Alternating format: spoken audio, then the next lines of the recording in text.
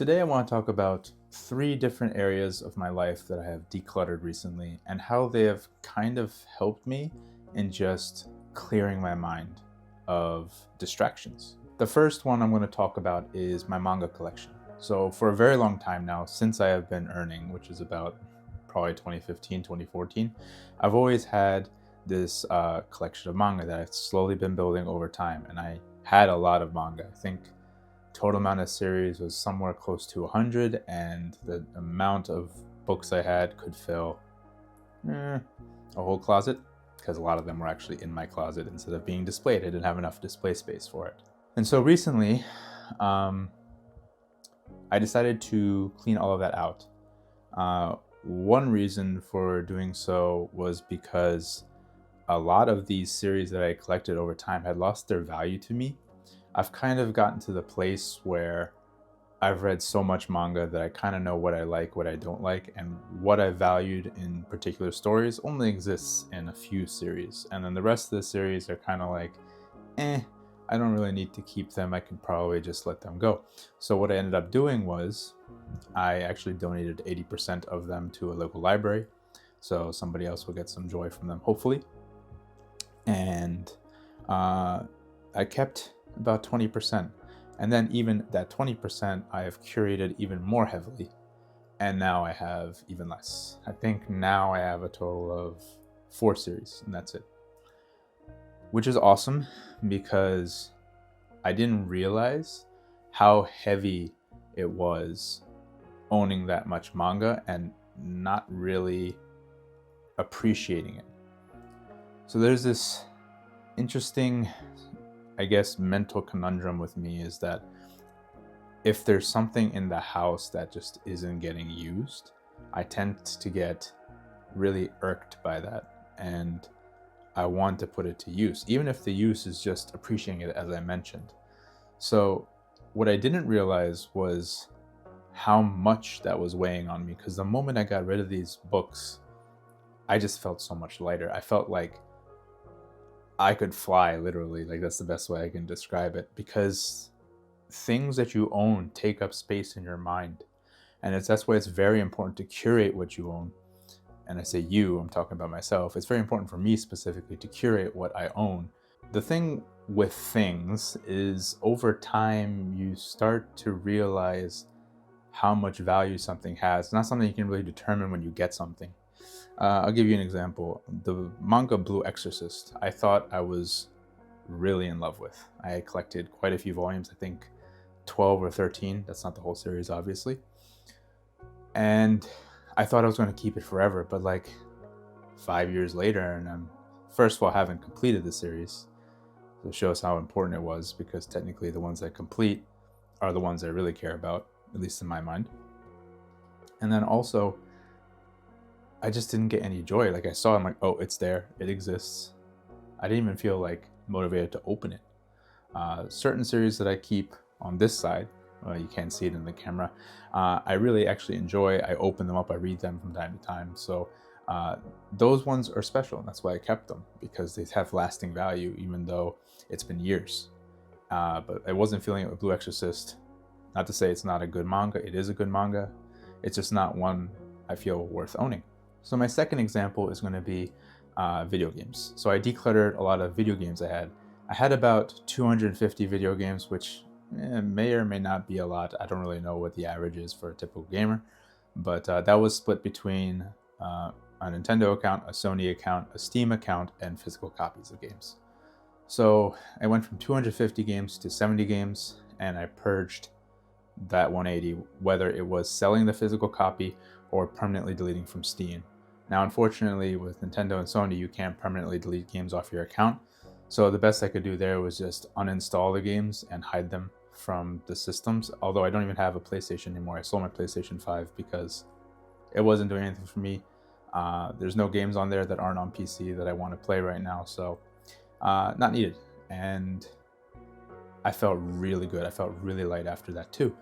Again, like, a hyper curated experience matters to me more these days than having options. And I've noticed when I do have options, I tend to get paralyzed and I don't actually proceed, because I have a tendency to overthink things. And there's this little part of me that wants to optimize every moment of my day, even when I'm having fun. You don't really optimize fun, you just kind of have fun. And that's why I wanted to take out the options. If I have a few options and I know I want to play each of them, it doesn't matter which one I pick. I can just pick one and enjoy for whatever period of time I have to play video games. And the last example I want to share today is about art. Now, for the longest time, I have been trying to optimize my art setup. This has been a very big problem for me because I constantly get shiny object syndrome and I want to gravitate towards the latest piece of tech. And the reason why I feel like this is a problem is because instead of working with what I have and trying to actually do the work, or like focus on putting in the work of actually doing the art, I find myself more on the side of I can make everything better if I have a one-stop and shop for all these little things I have to do.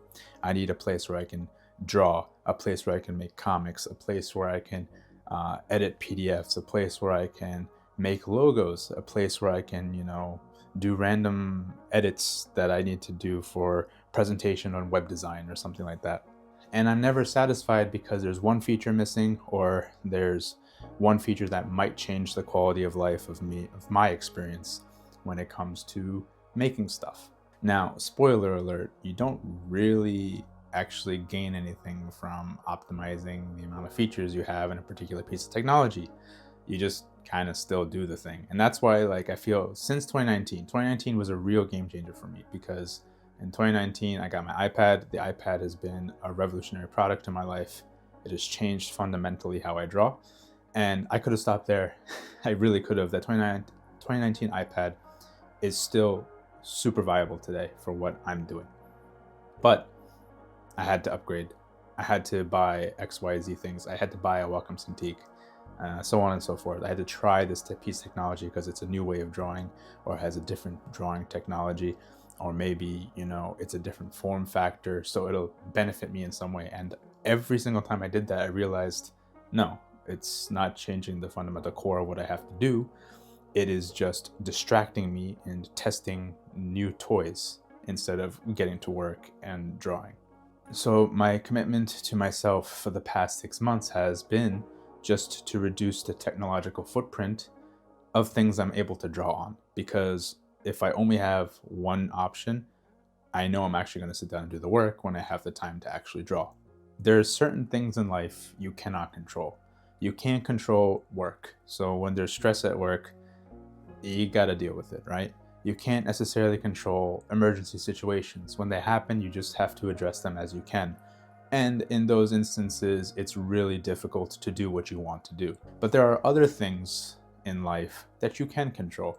And I feel like if there's any aspect of my life that I can control, it's what I do at any given moment. And if there's barriers to what I have to do, then I want to remove those barriers. And what it seems like to me is that the biggest barrier in the last maybe 2, even 3 years has been just my own mentality towards things. I have a certain mentality where if I have a lot of options, as I mentioned before, I just get overwhelmed by them. And to mitigate that and actually take back control over the time I do have to do the things I want to do, less options is better.